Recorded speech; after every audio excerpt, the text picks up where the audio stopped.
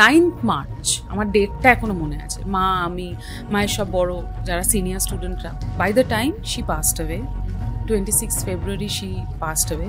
যেহেতু আমার মাথায় ছিল যে মা আমি মিলে আমরা প্ল্যান করেছিলাম, মাকে আমি কথা দিয়েছিলাম, তো 2015-তে আমরা খুব ছোট করে একটা স্কুলের গ্রাউন্ডে বসন্ত উৎসবটা করেছি।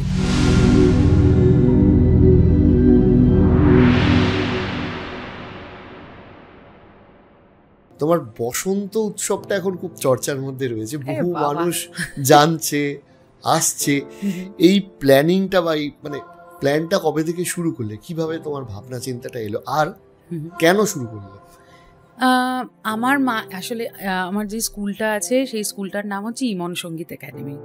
আমার নিজের বলতেই খুব কেমন একটা লাগে, হ্যাঁ, কিন্তু এই নামটা মা দিয়েছিলেন, স্কুলটা মায়ের।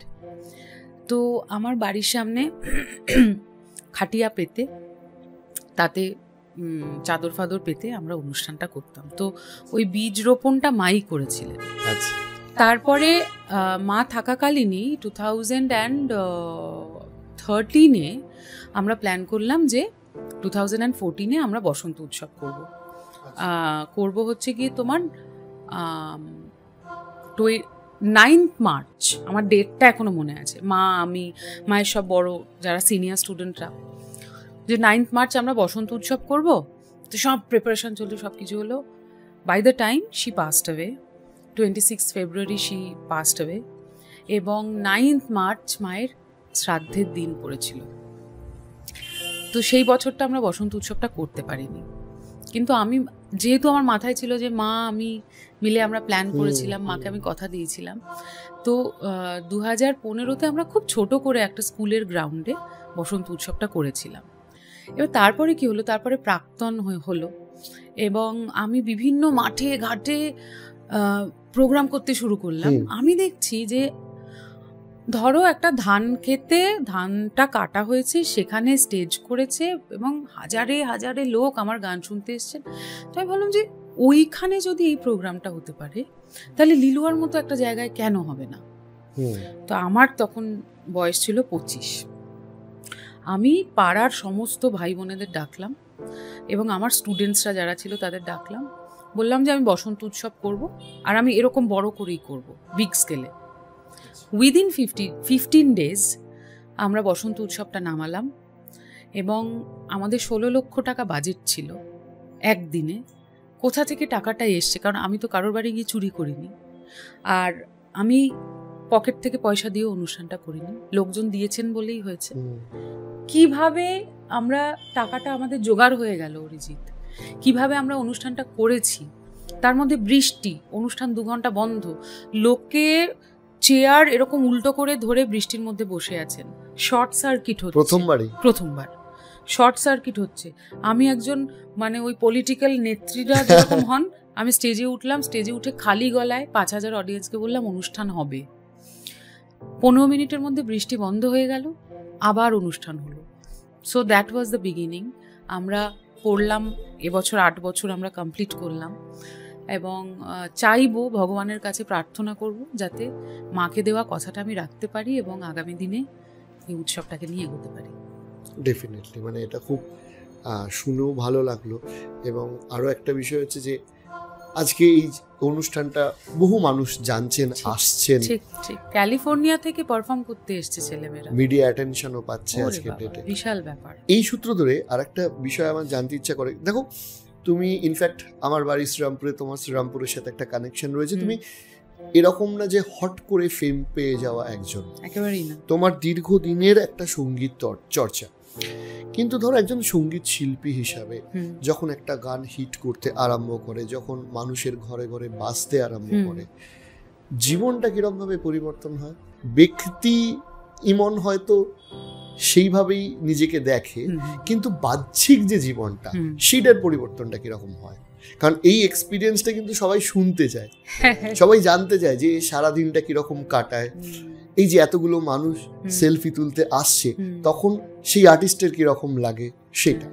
দেখো, একজন শিল্পী হিসেবে আমরা তো এই স্বপ্নটাই দেখি যে আমাদেরকে মানুষজন উদযাপন করবেন, এটা তো এই স্বপ্নটাই তো দেখি এবং সেরকমটাই হয়েছে।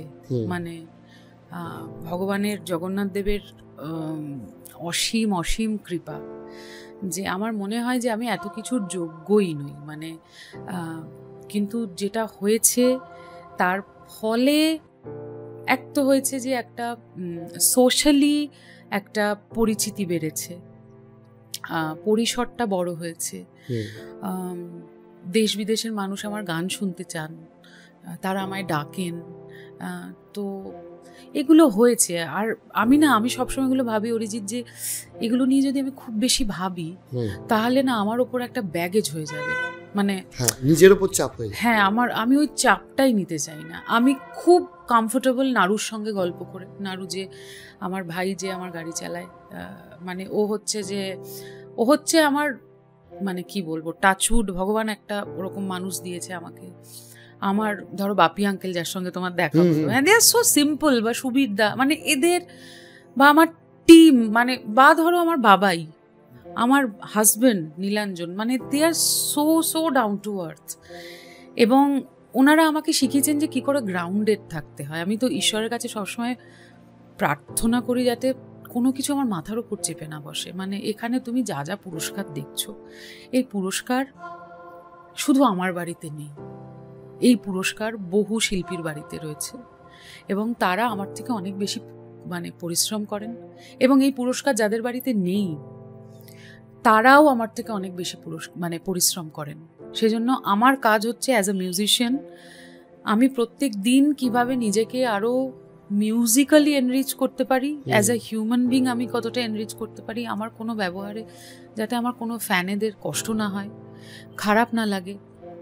এবং 10,000 মানুষের সঙ্গে সেলফি তোলা তো পসিবল নয়, হ্যাঁ, কিন্তু যেভাবেই হোক যতটা পারা যায় যাতে ওনারা মনে করেন যে আমাদেরই একটা লোক। এই জিনিসগুলো মানে আরো বেশি করে স্পিরিচুয়ালিটি তার মধ্যে ঢোকা, যোগা করা। তুমি কি প্র্যাকটিস করছো স্পিরিচুয়ালিটিস অফ প্র্যাকটিস? খানিকটা, এবং দ্যাট গিভস মি পিস। মানে আমি তুমি যখন মরক্কোর মিউজিকটার কথা বললে তখনই আমাকে এটা পিস দেয়। এবং যেটা আমি এখন খুব বন্ধু বান্ধবদের মধ্যে গিয়ে ওই আড্ডা মারা, হই হই করা, পার্টি করা আমার আর ভালো লাগছে না। মানে আমি টায়ার্ড হয়ে গেছি এইসব করতে। স্পিরিচুয়াল জার্নিটা লাইফে কিরকম, মানে কিরকম চেঞ্জেস আনে? স্পিরিচুয়াল জার্নিটা বিশেষ করে একজন মিউজিশিয়ানের জীবনে ইটস ভেরি ইম্পর্টেন্ট। কেউ একটা বললো যে আমি musician and I am an atheist, এইটা খুব ভুল কথা হবে। মিউজিশিয়ানদের সঙ্গে কিন্তু ভগবানের একটা ডিরেক্ট কানেকশন আছে। কারণ তোমাকে যদি ভগবান সুর দিয়ে না পাঠাতেন তুমি গানটাই তো গাইতে পারতে না। মানে চেষ্টা করে তুমি একটা BMW কিনতে পারো, কিন্তু চেষ্টা করে তুমি সাটা লাগাতে পারবে না। তো সেইটা তো ওই সুপার পাওয়ার ছাড়া হবে না। এখানেই তুমি কানেক্টেড হয়ে গেছো। বা একজন লিরিসিস্ট যিনি লিখছেন বা যিনি সুর করছেন, বা যে anybody who is related to music আর কি। মিউজিক কিন্তু আমি নৃত্য, গীত এবং বাদ্য এই তিনটেকে নিয়েই বলছি। কানেকশনটা থাকতেই হবে এবং এই প্র্যাকটিসটা থাকতে হবে। ইউ হ্যাভ টু, মানে তোমাকে নেচারের সঙ্গে আরও অনেক বেশি কানেক্টেড হতে হবে, তোমার পশু পাখির সঙ্গে অনেক বেশি কানেক্টেড হতে হবে, তোমাকে সাধারণ থাকতে হবে। মানে তুমি স্টার হয়ে গেলে আর কোনোদিন গানটা হবে না, ওই ব্যাপারটা মাথায় কোনোদিন হবে। মানুষ রিলেটই করতে পারবে না তোমার সঙ্গে। যেদিন তুমি মনে করবে যে তুমি স্টার হয়ে গেছো, সেদিন তোমার গানের সঙ্গে মানুষ আর কানেক্ট করতে পারবেন না। এটা আমি লিখে দিলাম তোমাকে, এইটুকু আমি বুঝে গেছি জীবনে। নাহলে অরিজিৎ সিং এসে মুর্শিদাবাদে থাকতেন না এবং গ্রামের মানুষের জন্য হাসপাতাল বানাতেন না, স্কুল বানাতেন না, ওনার কোনো প্রয়োজন ছিল না।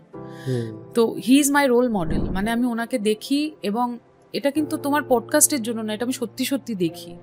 এবং ওর যখনই আমি কোনো গান শুনি তখনই আমি বুঝতে পারি যে মানুষটা কতটা, মানে ওনা একটা সেন্টের জায়গায় পৌঁছে, ভেতর থেকে গাইছে।